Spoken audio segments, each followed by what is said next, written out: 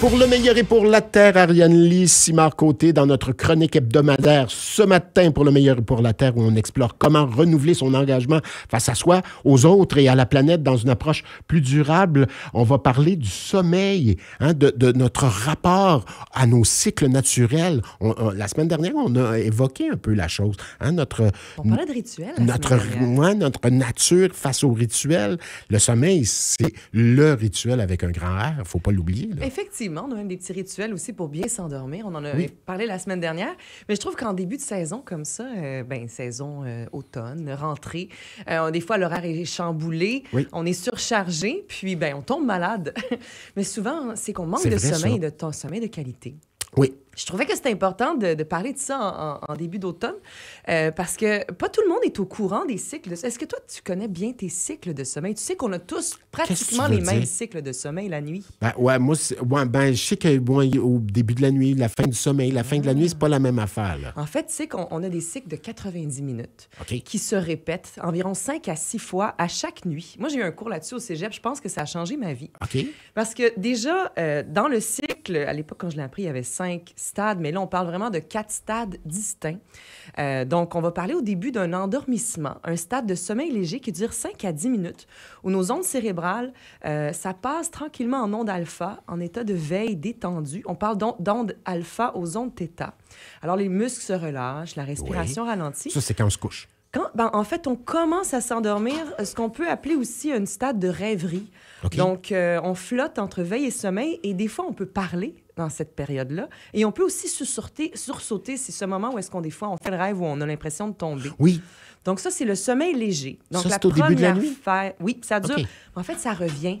À chaque 90 minutes, nos cycles reviennent. On a 4 phases de sommeil qui reviennent à chaque 90 minutes. C'est comme ça pour tous les êtres humains. On n'y fait pas exception. C'est comme animer une émission le matin. Oui, ça revient. C'est 4 heures, puis ça revient. Cycliquement, exactement. Mais la durée de la phase d'endormissement jusqu'au sommeil profond, le sommeil paradoxal ou le sommeil mort, va varier. Donc, au début, le sommeil léger prend plus de place dans le cycle, et quand ça revient plus tard dans la nuit, on a la dernière phase de sommeil qui prend plus de place. C'est super fascinant, moi j'adore ça. Donc, je poursuis. Ça, Ariane, ça veut dire qu'il y a des savants et des savantes avec un sarrau blanc qui se sont penchés sur du monde qui était en train de dormir et qui prenaient des notes. Absolument, bien sûr. J'adore ça, juste l'idée, j'adore ça. Continue. Et donc, deuxième phase, on a le sommeil léger qui dure 20 à 30 minutes par cycle et qui représente à peu près 50 % de notre nuit. C'est vraiment une grosse partie, mais c'est pas encore le sommeil profond. Donc, nos ondes cérébrales, ça ralentit encore tranquillement pas vite le rythme cardiaque, la température baisse. On est endormi, mais on peut encore se réveiller facilement. Les parents sont souvent dans cette phase-là. L'importance de ce stade-là, c'est un stade de consolidation qui prépare aux phases profondes. Mais là, on rentre en N3, qu'on appelle le sommeil profond, 20 à 40 minutes, surtout en début de nuit. Les ondes sont delta, elles sont lentes, elles sont plus amples. Et là, vraiment, au niveau du corps, on vit la régénération cellulaire. En sécrétion d'hormones, renforce le système immunitaire. C'est vraiment là où notre corps se régénère complètement. Parce que c'est l'idée du sommeil, se régénérer. Physiquement. Oui. Mais il y a aussi une autre phase où c'est vraiment notre esprit qui va se régénérer et on y vient. On parle de l'esprit, le cérébral. Le cérébral. Là, on est vraiment dans le N3, le sommeil profond. Si on se réveille, on est confus, on est désorienté. Oui. C'est souvent le stade où on voit le somnambulisme et voilà. C'est donc la phase la plus réparatrice, celle qui recharge les batteries de notre corps. Ensuite, on va rentrer dans le stade 4, le fameux sommeil paradoxal, REM en anglais, Rapid Eye Movement, ou MOR, mouvement oculaire rapide, 10 à 20 minutes en début de nuit jusqu'à 40 minutes en fin de nuit. Donc, il dure plus longtemps à la fin. Le paradoxal. Et là, c'est spécial. Nos ondes cérébrales qui avaient ralenti, à ce moment-là, flonk, on revient un peu comme en état de veille. Mais notre corps est complètement immobilisé. Il y a une paralysie musculaire, mais il n'y a que les yeux et la respiration qui bougent rapidement, comme si on était en état de veille, mais complètement le corps figé. Et là, c'est la phase réparatrice pour l'esprit. On consolide la mémoire, on régule nos émotions et on stimule notre créativité. Ça fonctionne un petit peu comme un simulateur. Donc, on peut se rejouer des phases dans notre journée. C'est vraiment là, le rêve. Et c'est là, le matin, on se réveille dans ces grands rêves un peu particuliers, mais que le corps vit comme si c'était la réalité. Le fameux rêve de fin de nuit, là. Le rêve de fin de nuit, bien intense, mais il est nécessaire parce que, tu sais, un peu, en fait, c'est ce que j'avais appris dans mon cours, un peu comme la digestion, quand on mange un repas, il faut qu'on digère parce que de tous les repas qu'on a mangés dans notre vie, si on n'avait pas digéré, on exploserait. Oui, effectivement. Mais on imploserait. Ou on imploserait, selon. Un des deux. Les deux en même temps aussi. Aussi. Alors, les rêves permettent de digérer les émotions qu'on a vécues dans notre journée, l'empreinte émotionnelle. On vit des émotions intenses, des anniversaires, des fêtes de famille, un premier jour d'école. Et là, on est tout chargé. C'est pour ça, des fois, on dit « on va dormir là-dessus, je vais me sentir mieux le lendemain ». Les yeux font ce mouvement oculaire de gauche à droite avec intensité, puis digèrent. On ne sait pas exactement encore comment ça fonctionne, mais c'est de cette façon-là qu'on digère l'empreinte émotionnelle et que tout à coup, ça a l'air moins grave le lendemain. Ce qu'on a vécu, on le digère. On prend en maturité aussi. Tu sais que les animaux dorment et rêvent la nuit. Puis on parle même que les dauphins ont un très long stade de sommeil MOR. Certains animaux comme ça vont prendre la maturité dans la nuit, vont se rejouer des situations.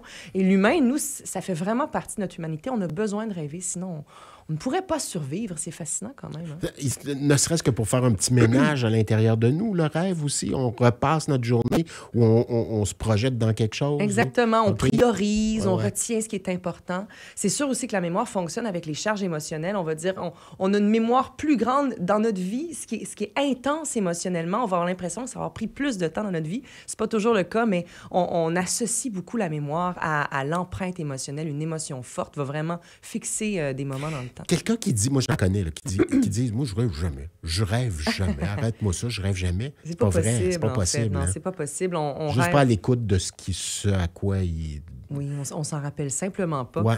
C'est vraiment un mécanisme inconscient de notre cerveau. C'est pour ça aussi qu'il y a plusieurs chercheurs, il y a plusieurs même philosophes, poètes ou artistes qui vont jouer avec leur inconscient, qui vont aller jouer avec l'inconscient. C'est qui déjà qui avait cette cuillère avant de s'endormir? Il échappait sa cuillère, ça le réveillait. C'est qui donc?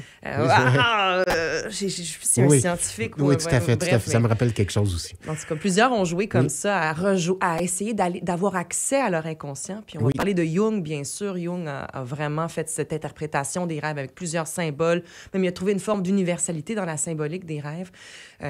Voilà, moi, je trouve que c'est quelque chose de fascinant. Et quand on rêve, Ariane Simard-Côté, on change le monde. Bien, on change le monde. Faut rêver, là.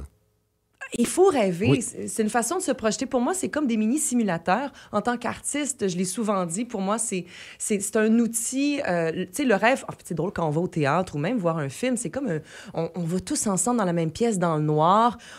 C'est presque comme si on s'endormait ensemble et ensuite, on voyait des images dans un certain ordre, parfois asynchrone. C'est pas vraiment des images dans une séquence comme ça. Puis on se projette, on imagine des choses. Ensuite, on vit des séquences. On dit, puis toi, est-ce que tu aurais fait ça comme ça? Moi, j'aurais pas fait ça comme ça. Donc, c'est un outil de réflexion sur soi. On prend position ensuite sur ces images-là qui nous viennent de notre inconscient.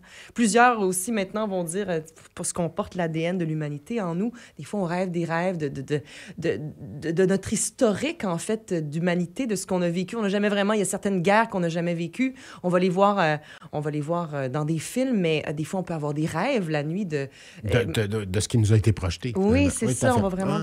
Donc, je trouve ça... Bien intéressant. Moi aussi, je trouve ça intéressant. Puis je trouve ça important aussi de dire que, tu sais, on va dire, c'est important de dormir, de se coucher plus tôt. Mais en se couchant plus tôt, c'est qu'on bénéficie aussi déjà du sommeil réparateur pour le corps en début de nuit. Celui d'avant minuit. Avant minuit. Oui. Mais plus on fait de cycles dans une nuit, plus on bénéficie de ce sommeil mort MOR qui apaise, calme les émotions, qui amène vers une forme de sérénité. Et donc, moi, un petit truc comme ça que j'ai appris, donc de toujours timer mon réveil aux 1h30. Donc, alors c'est mieux de dormir 4h30, 6h, 7h30 ou 9h. ou 10h30. Donc, 4h30 de sommeil, 6 heures de sommeil, 7h30 de sommeil, 9 heures de sommeil ou 10h30 de sommeil pour avoir un sentiment, pour en fait se réveiller. D'avoir fait une nuit complète. Exactement, parce que c'est comme si on commençait à s'endormir, on plongeait dans le sommeil profond et ensuite on se réveille. On s'approche de l'état d'éveil. Des fois, même, on se réveille un peu dans la nuit, on se rendort, on recommence un cycle. Et donc, après 3 cycles, donc à 4h30 de sommeil, 4 cycles à 6 heures de sommeil ou 5 cycles. Des tranches de 90 minutes toujours. C'est ça, 7h30 ou 9h. Moi, j'aime bien une nuit de 9h. Mais c'est beaucoup plus facile de se réveiller là que d'essayer de faire une nuit de 8 heures. Des fois, on pense qu'on fonctionne en tranches d'heures, mais pas du tout. Et ça, tu laisseras. Vraiment, des fois, je me dis, je m'apprête à dormir 7 heures. Soit je dors 7h30 ou je fais le choix de 6 heures de sommeil et je me réveille vraiment mieux. Je l'ai essayé toute ma vie, ça m'a vraiment aidé. C'est noté. Merci pendant mes vacances. Je fais ça. FM 103.3